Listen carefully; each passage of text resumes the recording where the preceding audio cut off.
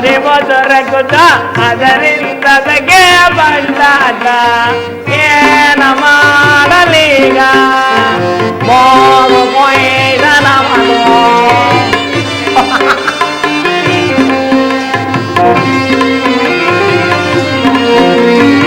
ಏನ ಮಾಡಲೀಗ ಮೋಗ ಕೊಯ್ದ ನಮನು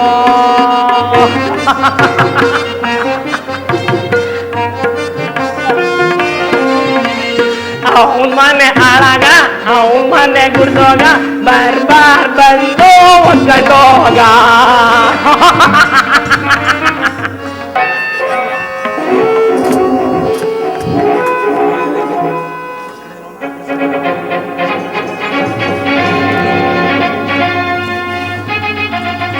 ರಾಜಾದಿರಾಜ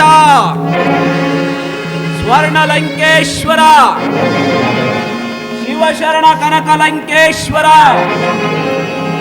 ವಿಶ್ವವಸುವಿನ ಸುಪುತ್ರ ಕೈಕಸಾದೇವಿ ಗರ್ಭ ಸಂಜಾತ ಶ್ರೀ ಶ್ರೀ ರಾವಣೇಶ್ವರ ಸಾರ್ವಭೌಮನಿಗೆ ರಾವಣೇಶ್ವರ ಸಾರ್ವಭೌಮನಿಗೆ ರಾವಣೇಶ್ವರ ಸಾರ್ವಭೌಮನಿಗೆ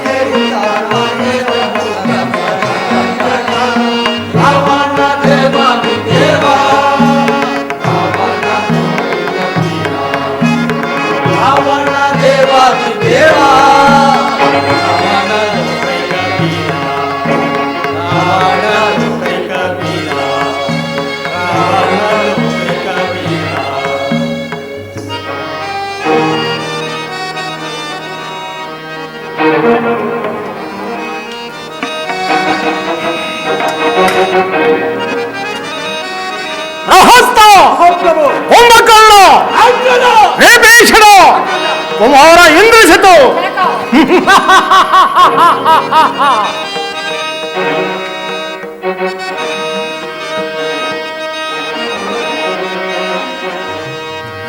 ನಳಿನಿ ತದ್ಭಾಂಡವಂ ಖಳಗದೆನಿಸಿತ್ತಂ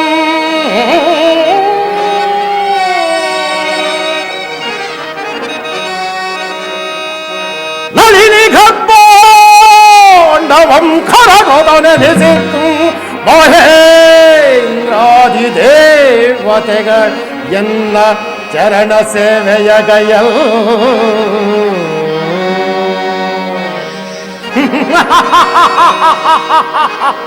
ಸುರನಾರ್ಯರ ನವಘೋರ ಲಕ್ಷಣಗಳ ವೀಕ್ಷಿಸುತ್ತ ಅಮರ ವಿಲಾಸದಿ ಮೆರೆವ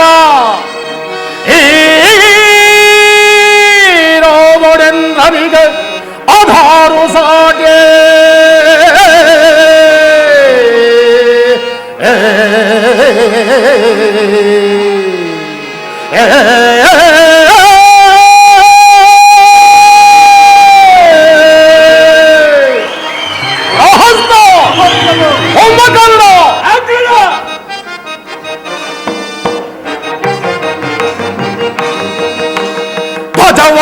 ಸಿಗಲಿದೆ ದಶಮುಖನ ಸಿರಿಯ ವಿಜಯ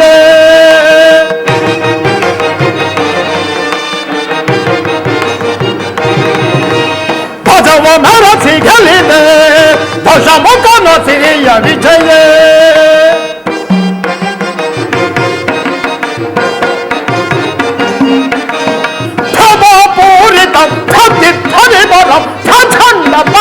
ಪರಾಕ್ರಮ ಶೋಭಿತಂ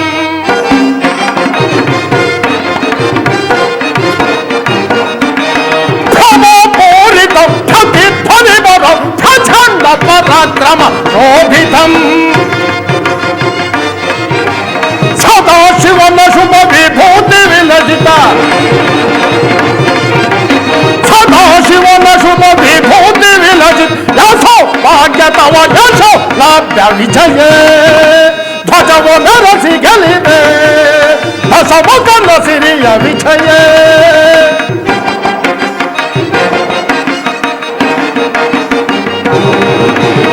ವಿಜಯವದುವ ಕರ ಬೆಳೆದು ನಡ ದಶ ವಿಜಯ ಗೆಲಿದು ನಾನಿದೆ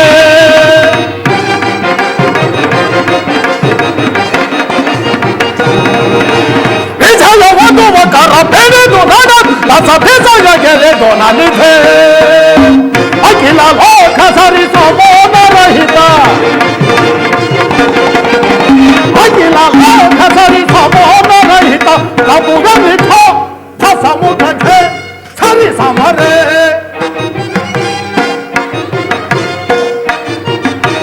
ಪ್ರಭುವಿಠ ದಶಮುಖಕ್ಕೆ ಸರಿ ಸಮರೆ ಪ್ರಭುವಿಠ ದಶಮುಖಕ್ಕೆ ಸರಿ ಸಮರೆ ವಿಜಯ ಧ್ವಜವನ ರಸಿ ಗೆಲಿದೆ ದಶಮುಖನ ಸಿರಿಯ ವಿಜಯ ದಶಮುಖನ ಸಿರಿಯ ವಿಜಯ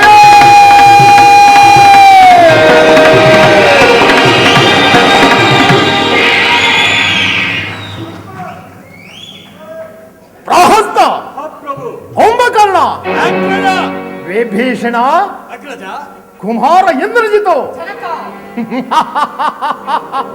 ಮತ್ತು ಮಂತ್ರಿ ಮಹೋದರರೇ ನವ ಬ್ರಹ್ಮರಲ್ಲೊಬ್ಬರಾದ ಪಾವಲಸ್ಯ ಬ್ರಹ್ಮನ ಮೊಮ್ಮಗನು ಕೈಕಸಾದೇವಿಯ ಗರ್ಭ ಸಂಜಾತನು ರೇಷ್ಮ ವಸುವಿನ ಸುಪುತ್ರನು ರೇಷ್ಮದೋಳ್ ಅಪ್ರತಿಮ ವೀರನು ಸಸಾಮರ್ಥ್ಯ ಬಲದೋಳ್ ಸ್ವರ್ಣ ಲಂಕ ನಿರ್ಮಾಣ ಮಾಡಿಕೊಂಡು ಆಘಾವತಿ ನಗರವನ್ನೇ ಅಣಕಿಸುವಂತಹ ಸುಖ ಸಂಪತ್ತು ಸೌಭಾಗ್ಯಗಳಿಂದ ಕೂಡಿ ದಕ್ಷಿಣೇಶ್ವರ ಎಂಬ ಕೀರ್ತಿಗೆ ಪಾತ್ರರಾದ ನನ್ನ ಸರಿ ಸಮಾನರಾಗಿ ನಿಲ್ಲುವ ವೀರನು ಅವನಾವನಿರುವನು ಪ್ರಹಸ್ತ ಅವನಾವನಿರುವನು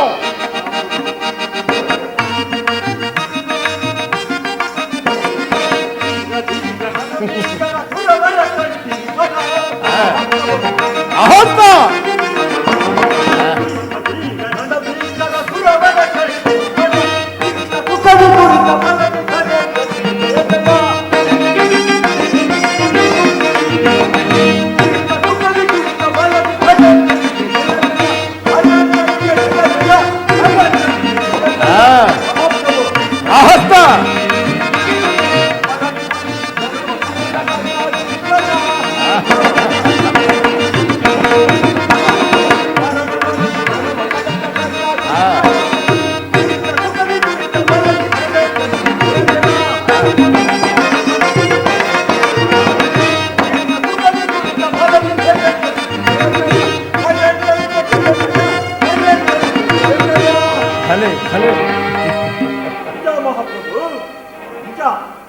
ನಿಮಗೆ ಸರಿ ಸಾಟಿಯಾದವರು ಈ 14 ಲೋಕದಲ್ಲೇ ಯಾರೂ ಇಲ್ಲ.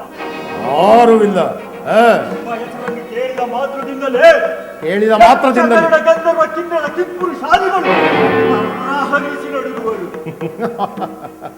ರಾಜಮಾತೆಯಾದ ಕೈಕಸಾದೇವಿಯ ಪುತ್ರರಾಗಿದ್ದ ನೀವು ಜನಿಸಿ ನಿಮ್ಮ ಅಜಾತ ಶತ್ರುವನ ಹರಿಯ ಉದರವನ್ನು ಹರಿದು ಅಜೇಯರಾಗಬೇಕೆಂಬ ಕುತೂಹಲದಿಂದ ಪಾತಾಳವನ್ನು ಹೊತ್ತು ಬಲಿಯ ಚಕ್ರವರ್ತಿಯ ಅರಮನೆಯ ಬಾಗಿಲನ್ನು ಕಾಯುತ್ತಿದ್ದ ಆ ಹರಿಯ ಹಿಡಿಯಲುವಾದ ಮಹಾಪರಾಕ್ರಮಿಗಳು ನೀವಲ್ಲವೇ ಹೌದಲ್ಲವೇ?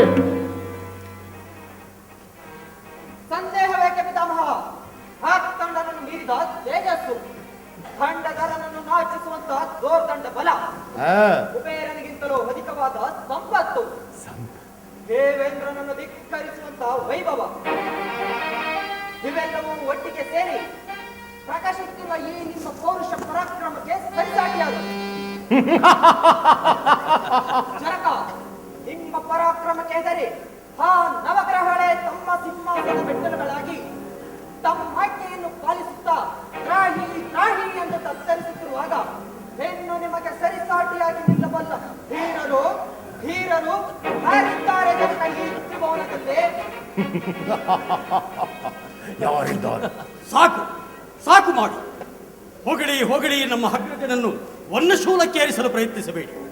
ನಿಮ್ಮಂಥವರ ಹೊಗಳಿಕೆಯಿಂದಲೇ ಮತಿಗೆಟ್ಟು ಶಕ್ತಿ ಸಾಮರ್ಥ್ಯಗಳಿರುವುದೆಂದು ತಿಳಿದು ಅಶ್ವಿನಿ ದೇವತೆಗಳಿಂದ ಅಶ್ವವನ್ನು ಹೊಂದಿ ಗಗನ ಸಖಿಯರ ಸ್ಪರ್ಶ ಮಾಡಿ ಕಡೆಯಲ್ಲಿ ವೇದವತಿಯ ಶಾಪಕ್ಕೆ ಗುರಿಯಾದ ಈ ನಮ್ಮ ಅಗ್ರಜ ವಿಭೀಷಣ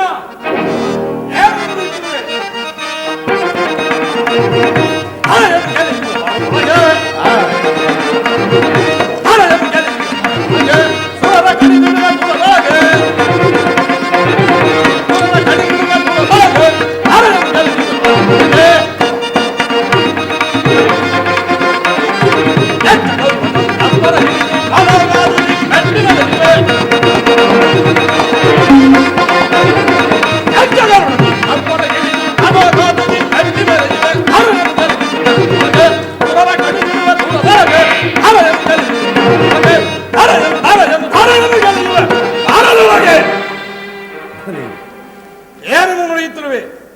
ಒಂದೇ ರಕ್ತದಲ್ಲಿ ಜನಿಸಿದ ನಾವುಗಳು ಒಂದೇ ತಾಯಿಯ ತೊಡೆಯ ಮೇಲೆ ಮಲಗೆದ್ದು ಅತುಳ ಪರಾಕ್ರಮಿ ಓವನವೀಕರನು ರಕ್ಕಸನಿಗೆ ರಕ್ಕಸನು ದಿವಿಜರಲ್ಲಿ ದಿವಿಜರಂತೆ ನವವ್ಯಾಕರಣ ಪಂಡಿತನಾದ ನಮ್ಮ ಅಗ್ರಜನನ್ನು ನೀನೇ ಯೋಚಿಸಿದ ಯೋಚಿಸಿ ನೋಡು. ಭಲೆ ಭಲೆ ಕುಂಭಕರ್ಣ, ಈ ವಿಭೀಷಣನೇನು ಬಲ್ಲ ನನ್ನ ವಿಚಾರವನ್ನಲ್ಲ. ನಾನು ಜಗಮಲ್ಲ, ಜಗತ್ತನ್ನೇ ಸೃಷ್ಟಿಸುವ ಆ ಬ್ರಹ್ಮನನ್ನು ನನ್ನ ಅರಮನೆಯ ಪಂಚಾಂಗವನ್ನೋದು ಪಂಡಿತನನ್ನಾಗಿ ಮಾಡಿಕೊಂಡಿರುವೆನು. ನವಗ್ರಹಗಳನ್ನು ನನ್ನ ಸ್ವಾಧೀನ ಮಾಡಿಕೊಂಡು ನನ್ನ ಸಿಂಹಾಸನದ ಮೆಟ್ಟಲುಗಳನ್ನಾಗಿ ಮಾಡಿಕೊಂಡಿರುವೆನು. ವ್ಯಕ್ತಿಗಳು ಬೇರೆದು, ಗಗನವೇ ಹೊರದು, ಪೃಥ್ವಿಯೇ ಅಲ್ಲೋಲ ಕಲ್ಲೋಲ ಮಾಡಬಲ್ಲ ಏ ದಶಕಂಠನು ಅಮೃಡನ ಭಕ್ತನು. ಅವನೊಬ್ಬನಿಗಲ್ಲದೆ 14 ಲೋಕಗಳಲ್ಲಿ ಯಾರಿಗೂ ತಲೆಭಾಗನು. ಇಂತಹ ನಾನು ಕೇವಲ ಸಾಮಾನ್ಯ ಸ್ತ್ರೀಯಾದ ವೇದವತಿಯ ಶಾಪ ತುಡಕ್ಕೆ ಸಮಾನವಾದದ್ದು. ಶಿವ ಎಂಬ 2 ಅಕ್ಷರಗಳಿಂದಲೇ ನನ್ನ ದೋಷ ನಿವಾರಣೆ ಮಾಡಿಕೊಳ್ಳಬಲ್ಲ ನಾನು ಆ ಖಬರ್ಧಿನಿಯನ್ನು, ಪಂಚಭೂತಗಳಿಗೆ ಒಡೆಯನಾದ ಪರಶುವನನ್ನು, ಮೃತ್ಯುಂಜಯನನ್ನು ಆರಾಧಿಸಿ ನವವ್ಯಾಕರಣ ಪಂಡಿತನೂ ನಾನು, ನವವ್ಯಾಕರಣ ಪಂಡಿತನು ನಾನು.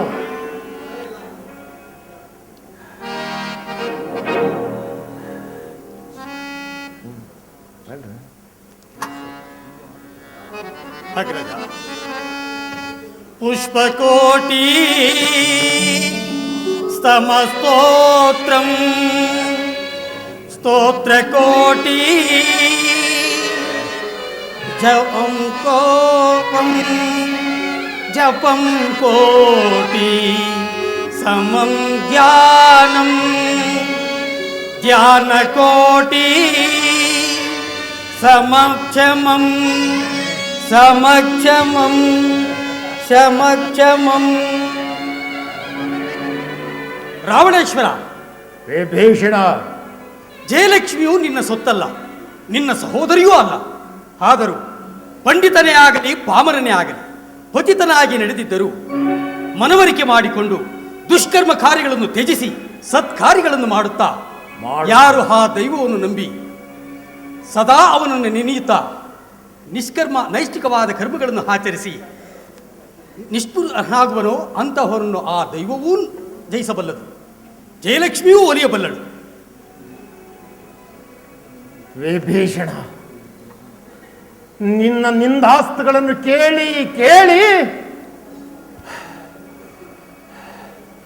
ನನ್ನ ಕ್ರೋಧವನ್ನು ನಾನೇ ನುಂಗುತ್ತಿದ್ದೇನೆ. ನೀನಲ್ಲದೆ ಅನ್ಯರ್ಯಾರಾದರೂ ಹೀಗೆ ಮಾತನಾಡಿದ್ದರೆ ಎಷ್ಟು ಹೊತ್ತಿಗೆ ಅವರ ಕೆಲಸು ಶಾರದಿಯಲ್ಲಿ ತೇಲುತ್ತಿತ್ತು.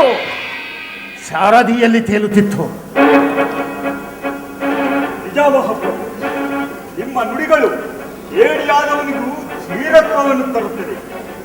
ಅದಾವ ಜನ್ಮದ ಪುಣ್ಯವು, ಅದಾವ ದೈವದ ಫಲವು ನಿಮ್ಮ ಆಸ್ಥಾನದಲ್ಲಿ ಮುಖ್ಯಮಂತ್ರಿಯಾದುದಕ್ಕೆ ನನ್ನ ಜನ್ಮವು ಸಾರ್ಥಕವಾಯಿತು. ನಿಜ ಪ್ರಹಸ್ತ ಕಟುಬಟ ವೀರಸಿಂಹರೆಂದೆನಿಸಿ ತ್ರಿಜಗದೋಳ್ ರಾವಣ ಕುಂಭಕರ್ಣರೆಂಬ ಸಹೋದರು ಸಿಡಿದದ್ದು ನಿಂತರೆ ಅರ ಉಳಿಯುವುದೇ, ಶತ್ರುಗಳು ಎದುರಾಗುವರೆ. ರಾಜ ಹಾರಿ ಇಂದ್ರಾದಿ ದೇವತೆಗಳೇ ಗಣಗಳ ನಡೆದರು. ಅಮಿತ ಪರಾಕ್ರಮಶಾಲಿಯಾದ ಈ ನಮ್ಮ ಅಗ್ರಜನ ಸಾಧನೆ ಸಾಮಾನ್ಯವಾದುದೇ.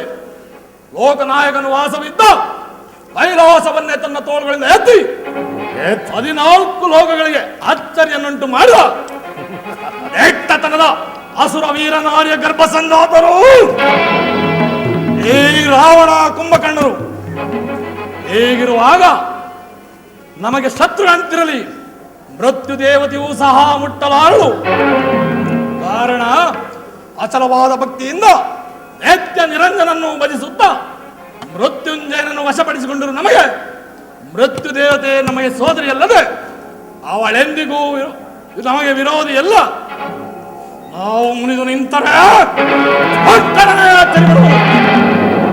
ಎಚ್ಚರವಿರಲಿ ಈ ಲೋಕಕ್ಕೆ. ನಿಜ ಕುಂಭಕರ್ಣ, ನಿನ್ನ ಮಾತು 100ಕ್ಕೆ 100 ಸತ್ಯ. ಈ ಶತಯೋಜನ ವಿಸ್ತೀರ್ಣವುಳ್ಳ ಶಾರದಿಯನ್ನು ದಾಟಲು ಸಪ್ತ ಋಷಿಗಳೇ ಆಗಲಿ, ಆ ದೇವತೆಗಳೇ ಆಗಲಿ, ಅಲ್ಲದೆ ನನ್ನ ಅಜಾತ ಶತ್ರುವಾದ ಆಹಾರಿಗೂ ಸಾಧ್ಯವಿಲ್ಲ. ಮಹಾಪ್ರಭು, ನಿಮ್ಮ ತಂಗಿಯವರು ಶೂರ್ಪನಖಾದಲ್ಲಿ ರೋಧಿಸುತ್ತಾ ಬರುತ್ತಿರುವರು.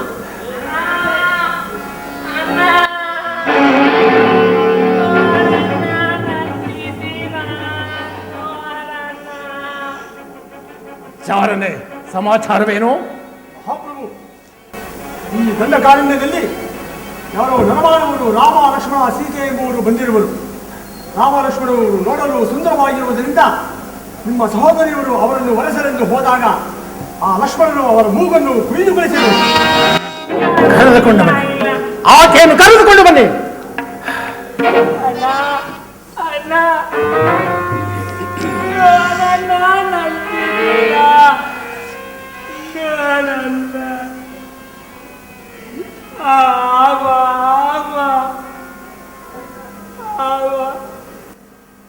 ಏನದು ಸರಿಯಾಗಿ ಹೇಳು. ರಾಮನೆಂದು ಹೇಳುತ್ತಿರುವ ಮಹಾಪ್ರಭು. ಮುಂದೆ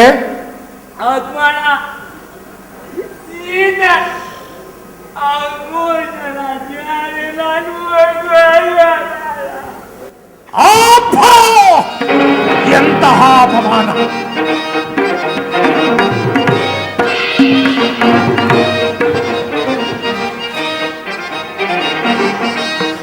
ಕರದಲ್ಲಿ ನೀಚ್ಛರ ಕರದಲ್ಲಿ ನೀಚ್ಛರ ಛಾಯಿಸಿ ತರುವೆನ ಜಾನಕಿಯನ್ನ, ಛಾಯಿಸಿ ತರುವೆನ ಜಾನಕಿಯನ್ನ. ತೋರ್ಧಂಡ ನಿದ್ದೆ ಮನೆದರು, ತೋರ್ಧಂಡ ನಿದ್ದೆ ಮನೆದು ಭವನಿ ಭವನಿ ಕಡಿದೆಡುವೆ ನನಗು, ಭವನಿ ಭವನಿ ಕಡಿದೆಡುವೆ ನನಗು. ಹೆರುವ ಕರದಲ್ಲಿ ನೀಚ್ಛರ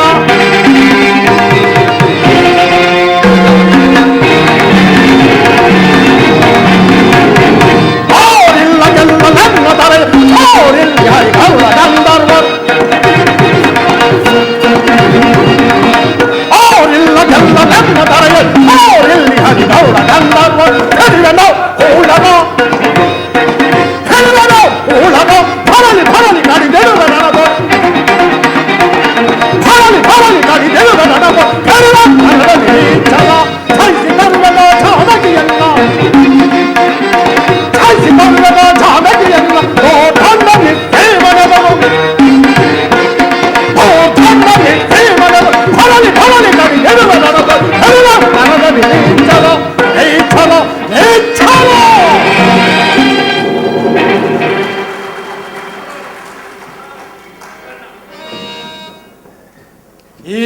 ಅಪಮಾನವು ಸಹಿಸಲಾರದ ಅಪಮಾನ, ಸಹಿಸಲಾಗದ ಅಪಮಾನ. ರಾಕ್ಷಸ ಕುಲಧೀಮಂತ ನೆನೆಸಿ ಕನಸು ಮನಸ್ಸಿನಲ್ಲಿಯೂ ನಮ್ಮ ಸ್ಮರಣೆ ಮಾಡದವರು ನಮ್ಮನ್ನು ಕೆಳಗೆ ಬದುಕಲು ಸಾಧ್ಯವಿಲ್ಲ. ಹೀಗಿರುವಾಗ ದಂಡಕಾರಣ್ಯಕ್ಕೆ ಬಂದು ಈ ದೈತ್ಯ ಸಹೋದರಿಯನ್ನು ಈ ರೀತಿ ಅಪಮಾನಗೊಳಿಸಿದರೆ ಆನರ ಮಾನವರು. ಅಗ್ರಜ, ನಡೆ ನಡೆ ಅಗ್ರಜ, ಪರಿವಾರ ಸಮೇತ ಹೋಗಿ ಅವರನ್ನು ಧ್ವಂಸ ಮಾಡಿ ಬರೋಣ. ಶಾಂತಿ ಕುಂಭಕರ್ಣ, ಸೋದರಿಯಾದ ಮಾತ್ರಕ್ಕೆ ಅವಳ ಮಾತು ಪರಿಗ್ರಾಹ್ಯವಲ್ಲ. ಶೂರ್ಪನಖ, ನಿನ್ನನ್ನು ಅವರು ಸುಮ್ಮನೆಗಾಸಿಗೊಳಿಸಿದರೆ ನಾನು ನಂಬಲು ಸಾಧ್ಯವಿಲ್ಲ. ನೀನೇನು ಸ್ವೇಚ್ಛೆಯಾಗಿ ವರ್ತಿಸಿರುವೆ, ನಿಜ ಹೇಳು. ಹೇಳುವುದಿನ್ನೇನು, ಕೇಳುವುದಿನ್ನೇನು? ನಮ್ಮ ಎಲ್ಲೇ ಆದ ದಂಡಕಾರಣ್ಯದಲ್ಲಿ ನೆಲೆಸಿ ನಮಗೆ ಇಂತಹ ನ್ಯಾಯವೆಸಗಿರುವ ಆ ನರಹರವರು ಇನ್ನಂತಹ ಬಲಶಾಲಿಗಳಿರಬಹುದು.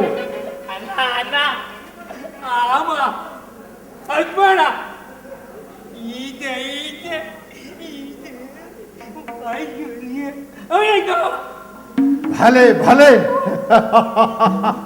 ನಿನ್ನ ನಾಸಿಕ ಹೋದರೂ ಬುದ್ಧಿ ಮಾತ್ರ ಚುರುಕಾಗಿಯೇ ಇದೆ. ಯಾರಲ್ಲಿ ಮಾವನಾದ ಮಾರೀಚನನ್ನು ಬರಮಾಡಿ. ಶಂಭೋ ಮಹಾದೇವ, ಶಂಭೋ ಮಹಾದೇವ. ಸಾರ್ವಭೌಮ ರಾವಣೇಶ್ವರ ನನ್ನನ್ನು ಕರೆಸಿದ ಕಾರಣವೇ? ಭಾ ಮಾವ ಭಾ. ಆ ರಾಮ ಲಕ್ಷ್ಮಣ ಸೀತೆಯು ಬಂದು ನಮ್ಮ ದಂಡಕಾರಣ್ಯದಲ್ಲಿ ನೆಲೆಸಿರುವರಂತೆ. ಅಲ್ಲಿಗೆ ನನ್ನ ತಂಗಿ ಶೂರ್ಪನಖ ವನವಿಹಾರಕ್ಕೆ ಹೋಗಿದ್ದಳಂತೆ. ಅಲ್ಲಿ ರಾಮ ಲಕ್ಷ್ಮಣ ಸೀತೆಯು ಸೇರಿ ಆಕೆಯ ಮೂಗು ಕಿವಿಗಳನ್ನು ಕೊಯ್ದು ಅಪಮಾನ ಮಾಡಿ ಕಳುಹಿಸಿರುವರು. ಆದುದರಿಂದ ನೀನು ಭವಿಷ್ಯಜ್ಞನು. ಅವರೇನು ದಾನವರು ಮಾನವರು ಗುರುತಿಸಿ ಹೇಳು ನೋಡೋಣ. ಶಂಭೋ ಮಹಾದೇವ, ಶಂಭೋ ಮಹಾದೇವ. ರಾವಣೇಶ್ವರ, ದಾನವರ ಸಂಹಾರಕ್ಕಾಗಿ ಮಾನವರಾಗಿ ಸಂಚರಿಸಿ ಬಂದಿರುವರು ರಾವಣೇಶ್ವರ. ಆ ಸತ್ಯವನ್ನು ನುಡಿಯಬೇಡ. ಸತ್ಯವನ್ನು ನಾನು ಹೇಳ್ತೇನೆ ಆ ಸತ್ಯವನ್ನು. ನಾನು ಹೇಳುತ್ತಿರುವುದೇ ಸತ್ಯ. ಮಿಥ್ಯವಾದಿ. ಈ ರಾವಣನ ಸಮಕ್ಷಮದಲ್ಲಿ ನಿಂತು ಸಮಸ್ವರದಿಂದ ಉತ್ತರ ಕೊಡುವುದನ್ನು ಎಲ್ಲಿಂದ ಕಲಿತೆ? ವಿಭೀಷಣ, ಈತನ ಕಂಕಳಲ್ಲಿರುವ ತಾಳೆಗರಿಯನ್ನು ಕೆತ್ತು ಸಮುದ್ರದಲ್ಲಿ ಬಿಸಾಡು. ಶಾಂತನಾಗು ರಾವಣೇಶ್ವರ, ಶಾಂತನಾಗು. ಈ ಲಂಕಾ ರಾಜ್ಯದಲ್ಲಿ ಭವಿಷ್ಯವನ್ನು ಹೇಳುವನೆಂದರೆ ಈ ಮಾರೀಚನೊಬ್ಬನೇ. ಆದುದರಿಂದ ಈ ಗುರುನಿಂದಲೇ ನನ್ನಿಂದ ಸಾಧ್ಯವಿಲ್ಲ. ನೆಲ್ಲು ಮಹವ ಮಹವ, ನೀನು ಪ್ರಜೆ, ನಾನು ಪ್ರಭು. ನೀನು ಆಶ್ರಿತನು, ನಾನು ಆಶ್ರಯದಾತನು. ಇದುವರೆವಿಗೂ ನನ್ನ ಒಪ್ಪುಂಡು ಬೆಳೆದಿರುವೆ. ನೀನು ನನಗೆ ಸಹಾಯ ಮಾಡಲೇಬೇಕು. ಕ್ಷಮಿಸು ಸಾರ್ವಭೌಮ. ಈ ಹಿರಿಯ ವಯಸ್ಸಿನಲ್ಲಿ ಇಂತಹ ಪಾಪ ಕೃತ್ಯವನ್ನು ಮಾಡಿ ಇನ್ನೊಂದು ಬದುಕಲಾರೆ. ಸಾರ್ವಭೌಮ, ನನ್ನಿಂದ ಏನಾಗಬೇಕು? ಮಾವ,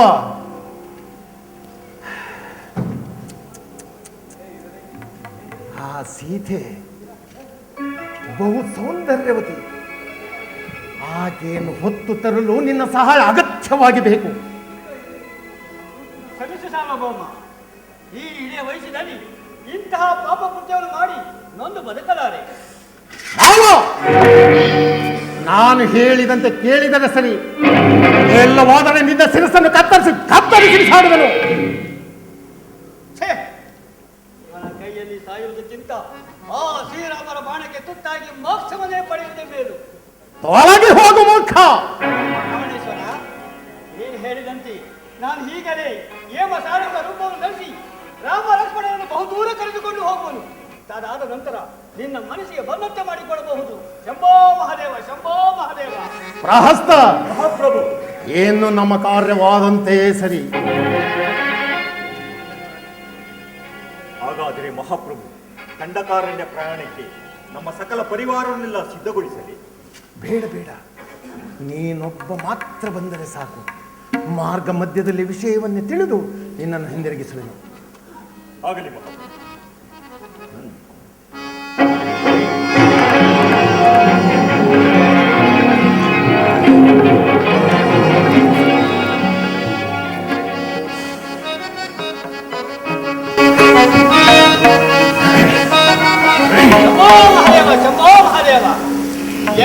ಅಧರ್ಮ ಕಾರ್ಯಕ್ಕೆ ಕೈ ಹಾಕಿದೆ, ಎಂತಹ ಅಧರ್ಮ ಕಾರ್ಯಕ್ಕೆ ಕೈ ಹಾಕಿದೆ.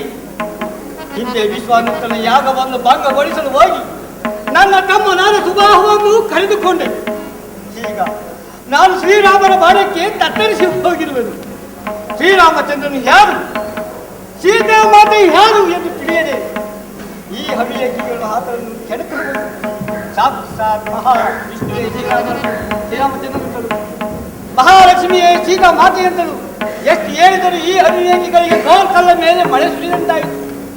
ವಿನಾಶ ಕಾಲೇ ವಿಪರೀತ ಬುದ್ಧಿ ಎಂಬಂತೆ ಈ ದುರಂಕಾರಿಗಳಿಗೆ ತಕ್ಕ ಶಿಕ್ಷೆ ಆಗಲೇಬೇಕು. ಈ ರಾವಣನಾದರೂ ಸೀತಾ ಮಾತೆಯನ್ನು ಅಪಹರಿಸಿಕೊಂಡು ಹೋಗುವುದು. ಇದರಿಂದ ಇಡೀ ಲಂಕೆ ಭಸ್ಮಭೂತವಾಗಿ ಹೋಗುವುದು. ಆ ರಾವಣನಾದರೂ ನಾನಾದರೂ ಶ್ರೀರಾಮ ಬಾಣಕ್ಕೆ ತುತ್ತಾಗಿ ಮೋಕ್ಷವನ್ನು ಪಡೆಯುವುದು. ಶಂಭೋ ಮಹಾದೇವ, ಶಂಭೋ ಮಹಾದೇವ, ಮೋಕ್ಷವನ್ನು